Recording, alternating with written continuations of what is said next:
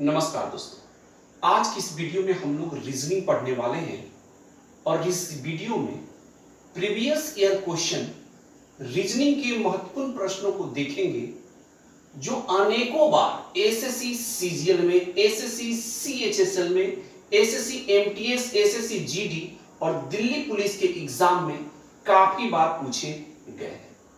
दोस्तों, video start करने से पहले यदि आप हमारे इस चैनल पर नए हैं और पहली बार विजिट कर रहे हैं तो नीचे दिए गए सब्सक्राइब के ऑप्शन को क्लिक करके चैनल को सब्सक्राइब जरूर करें और वीडियो को अंत तक जरूर देखिएगा। दोस्तों, यह प्रीवियस ईयर क्वेश्चन बहुत ही ज्यादा इंपॉर्टेंट क्वेश्चन है जो हम आपको अभी कराने जा रहे हैं। तो आइए इस वीडियो को हम लोग करते हैं स्टार्ट। रीजनिंग के लिए दोस्तों ये समान बुद्धि एवं तर्क निर्देश प्रश्न 1 से 9 तक निम्नलिखित प्रत्येक प्रश्न में दिए गए विकल्पों में से संबंधित अक्षर शब्द संख्या को चुनना है। ठीक है, और पहला प्रश्न है गोपनशील का संबंध खुला से है, उसी प्रकार अपमानजनक का संबंध वाट के साथ क्या होगा। ऑप्शन आपका है ए गुप्त, ऑप्शन बी है अस्पष्टवादी, ऑप्शन सी है परिणाम, ऑप्शन डी है अग्रवर्ती। तो हमें देखना है दोस्तों कि गोपनशील खुला से किस प्रकार संबंधित है। जिस प्रकार यह संबंधित होगा ठीक उसी प्रकार हमें अपमानजनक का संबंध देखना है कि ऑप्शन में उसके लिए सही संबंध कौन सा होगा। तो दोस्तों, गोपनशील का जो विलोम होता है वह होता है खुला। गोपनशील का विलोम क्या होता है? खुला। उसी प्रकार हमें देखना है कि अपमानजनक का विलोम क्या होगा जो कि ऑप्शन में यहां होना चाहिए। तो दोस्तों, अपमानजनक का जो विलोम होगा ऑप्शन बी अस्पष्टवादी होगा, जो कि बी आपका बिल्कुल सही है। देखते हैं अगले प्रश्न। अगला प्रश्न है दोस्तों, 2 का संबंध 12 के साथ है, ठीक उसी प्रकार 8 का संबंध वाट के साथ क्या होगा। आप देख सकते हैं दोस्तों कि 2 जो संबंधित है 12 से है, तो किस प्रकार संबंधित है ठीक उसी प्रकार 8 जो है वह वाट के साथ संबंध होना चाहिए। तो दोस्तों, यदि हम 2 में अगर हम 10 जोड़ दें तो कितना हो जाएगा? 12। बिल्कुल ठीक उसी प्रकार दोस्तों, अगर हम 8 में भी 10 जोड़ दें, इसमें भी 10 जोड़ रहे हैं तो 12 आया है, इसमें भी 10 जोड़ रहे हैं, सेम चीज जोड़ रहे हैं तो यह हो जाएगा 18। अब हमें देखना है कि ऑप्शन में 18 है या नहीं। तो ऑप्शन में 18 है, ऑप्शन ए आपका सही है। देखते हैं अगले प्रश्न। अब दोस्तों अगले प्रश्न को देखिए, 3 नंबर। 3 में दोस्तों कह रहा है, आप देख सकते हैं कि 2 का संबंध 3 के साथ है, ठीक उसी प्रकार 23 का संबंध वाट के साथ क्या होगा। अब दोस्तों देखिए, 2 का संबंध 3 के साथ है, ठीक उसी प्रकार 23 का संबंध वाट के साथ क्या होगा। अब दोस्तों अगर हम यहां देखेंगे कि 2 में यदि हम 1 जोड़ते हैं तो 3 हो जाएगा, 1 जोड़ेंगे तो 3 हो जाएगा, और 23 में अगर हम 1 ऐड करते हैं तो 23 से 1 24 होना चाहिए। तो ऑप्शन में 24 आपका है ही नहीं, इस प्रकार ये तो गलत हो जाएगा सोचना। दूसरा सोचते हैं दोस्तों कि 2 का संबंध 3 के साथ है तो 23 का संबंध वाट के साथ किस प्रकार होगा। तो करेंगे क्या दोस्तों, एक बात जरा नोट कीजिएगा, ध्यान से समझिएगा, बहुत ही बेहतरीन ये रीजनिंग का प्रश्न है। 2 का संबंध 3 के साथ किस प्रकार है और वैसा ही संबंध करके हमें वाट का वैल्यू पता करना है। तो दोस्तों यहां देखिए, 2 का 2 में कितना डिजिट है? 1 डिजिट है। जितना यह डिजिट है दोस्तों उतना जोड़ देंगे हम, तो 3 हो जाएगा। उसी प्रकार 23 हम लिख दिया हमने। अब दोस्तों 23 में देखिए कि कै गो डिजिट है, तो 23 में 2 डिजिट है, तो 2 अगर हम जोड़ देते हैं, 2 1 3, 2 डिजिट है तो 2 जोड़ दिया हमने तो ये हो गया 25। इस प्रकार अब हमें देखना है कि 25 ऑप्शन में है या नहीं। तो 25 है ऑप्शन ए में, और ऑप्शन ए आपका बिल्कुल सही होगा। तो दोस्तों इस प्रकार आपको देखना होगा, सोचना होगा, समझना होगा। अब देखते हैं अगले प्रश्न। अब दोस्तों इस प्रश्न को देखिए, यूटीसी क्वेश्चन नंबर 4, यूटीसी का संबंध ईटीसी के साथ है, ठीक उसी प्रकार डब्ल्यूवीयू का संबंध वाट के साथ क्या होगा। तो सबसे पहले इसे देखना होगा कि संबंध किस प्रकार का है। तो ध्यान से समझिएगा दोस्तों, देखिए यूटीएस का जो संबंध है ईडीसी के साथ है, ईडीसी के साथ, इसी प्रकार दोस्तों हमें संबंध देखना है कि WVU का संबंध वाट के साथ होना चाहिए। तो दोस्तों यहां समझिए, सबसे पहले U से E कैसे बना, U से E कैसे बना है। तो दोस्तों यहां देखिए, U से E यानी E, हाँ U से E कैसे बना, तो ABCDE FGHIJKLMNOPQRSTU, यानी दोस्तों U से E जो है वह -16 कम है। समझ रहे बात, यानी U से जो E जो है वह -16 है, यानी और पीछे गए हैं 16 बार तो हमें E प्राप्त हुआ है। ठीक उसी प्रकार T और D को चेक करते हैं। तो दोस्तों T और D में ठीक वैसा ही संबंध है दोस्तों, -16, यानी T से पीछे -16 गए तो D हमें प्राप्त हुआ। ठीक उसी प्रकार दोस्तों S से 16 पीछे जाएंगे यानी -16 करेंगे तो आपका C आ जाएगा। ठीक दोस्तों वैसा ही हमें संबंध इसमें देखना है WVU में। तो दोस्तों W से अगर -16 पीछे की ओर जाएंगे हम, तो आप देख सकते हैं कि W से पीछे की ओर जाएंगे 16 बार तो आपको G प्राप्त होगा। कितना प्राप्त होगा, G प्राप्त होगा। अगर पीछे की ओर जाएंगे -16 तो ये G प्राप्त होगा। ठीक दोस्तों इसी प्रकार अब आप V से 16 पीछे जाएंगे तो आपको प्राप्त होगा F प्राप्त होगा। ठीक है, इसी प्रकार दोस्तों U से 16 पीछे जाएंगे, -16 पीछे जाएंगे तो आपको जो प्राप्त होगा वह E प्राप्त होगा। क्या प्राप्त होगा, E प्राप्त होगा।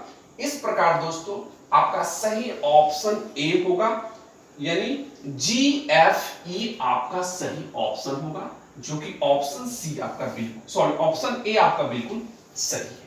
देखते हैं अगले प्रश्न। अगला प्रश्न है दोस्तों 5 नंबर, CUZA। आप देख सकते हैं प्रश्न CUZA का संबंध जो है यह है HYCC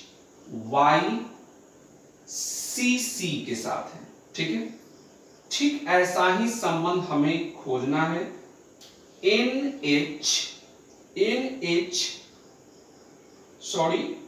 है NNJO का संबंध जो होना चाहिए वाट के साथ होना चाहिए। ठीक है, तो सबसे पहले हमें देखना है CUZA किस प्रकार संबंधित है HYCC के साथ।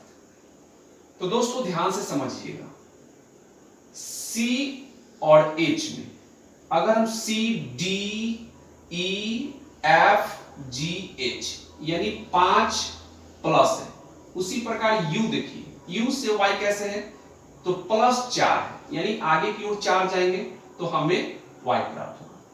Z से C कैसे है दोस्तों, तो 2 बार आगे की ओर जाएंगे, Z के बाद ABC 3 बार, 3। उसी प्रकार A से C कैसे आएगा तो BC यानी दूसरे बार में। समझिएगा ध्यान से दोस्तों, यानी C से 5 बार आगे की ओर गए तो हमें H प्राप्त हुआ, फिर U से आगे गए 4 बार गए तो Y प्राप्त हुआ, Z से 3 बार आगे की ओर गए तो C प्राप्त हुआ, और A से आगे की ओर 2 बार गए तो हमें C प्राप्त हुआ। यानी 5 4 3 2 ऐसे करके आगे की ओर जाना है। तो दोस्तों यहां आपको देखना है N से 5 आगे जाएंगे तो N से आगे 5 जाएगा MN OPQRS, क्या प्राप्त होगा, S प्राप्त होगा। ठीक है, अब N से क्या कीजिए कि 4 बार आगे की ओर जाइए, 5 बार चले तो S हुआ, अब N से जाएंगे 4 बार आगे की ओर तो R प्राप्त होगा। ठीक है, और J से आगे की ओर 3 बार जाएंगे, JKLM आपको प्राप्त होगा। ठीक है, अब दोस्तों 3 बार हो गया, अब 2 बार तो O से आगे की ओर जाइए PQ हो जाएगा। इस प्रकार आपका सही जो होगा SRMQ होगा, जो कि ऑप्शन आपका बी बिल्कुल सही है। तो समझे, पहले 5 बार आगे की ओर गए, फिर 4 बार, फिर 3 बार, फिर 2 बार। तो इस प्रकार दोस्तों आप इसे आप सॉल्व कर सकते हैं। तो सही ऑप्शन जो होगा ऑप्शन बी आपका यहां सही है। देखते हैं अगले प्रश्न को। आप दोस्तों इस प्रश्न को देखिए, CDF का संबंध GHJ के साथ है, ठीक वैसा ही संबंध हमें आगे बताना है। तो समझिएगा दोस्तों, CDF का जो संबंध है वह है आपका GHJ के साथ है। तो पहले देखिए कि किस प्रकार संबंधित है, तो अगला आपका निकल कर आ जाएगा। तो दोस्तों C से D जो है वह 4 बार आगे की ओर जाएंगे, DEFG आ जाएगा। फिर D से 4 बार आगे की ओर जाएंगे तो H प्राप्त होगा, और F से 4 बार आगे की ओर जाएंगे तो हमें J प्राप्त होगा, यानी 4 आगे की ओर जाना है। तो ऐसा ही संबंध हमें ऑप्शन में सिर्फ देखना है कि जो 4 बार जाने के बाद अगला प्राप्त हो जाए।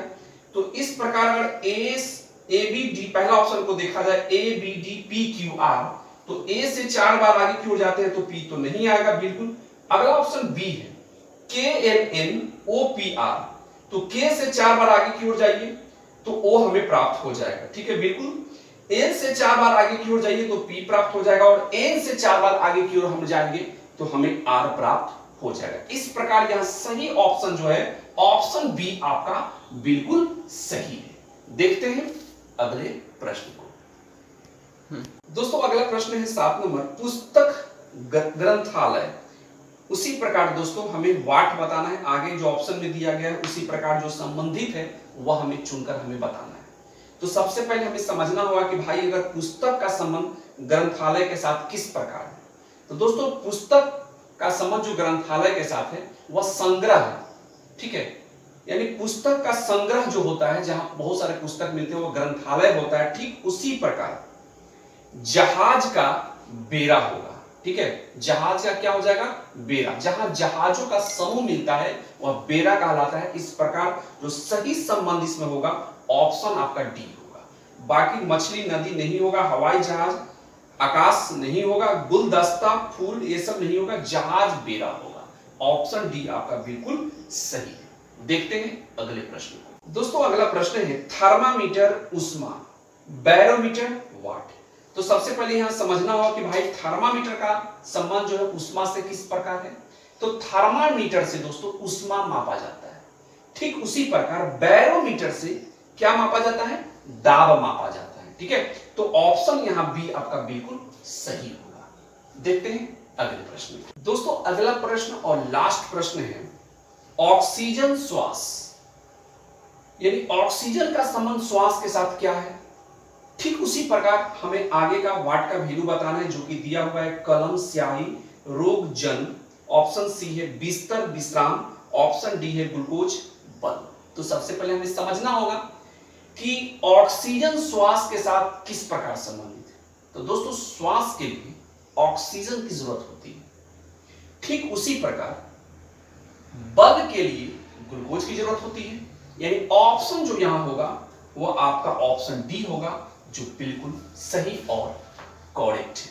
उम्मीद करता हूं दोस्तों कि रीजनिंग के सभी प्रश्न आपको अच्छे ढंग से समझ में आ गया होगा। मिलते हैं अगले वीडियो में, तब तक जय हिंद, वंदे मातरम।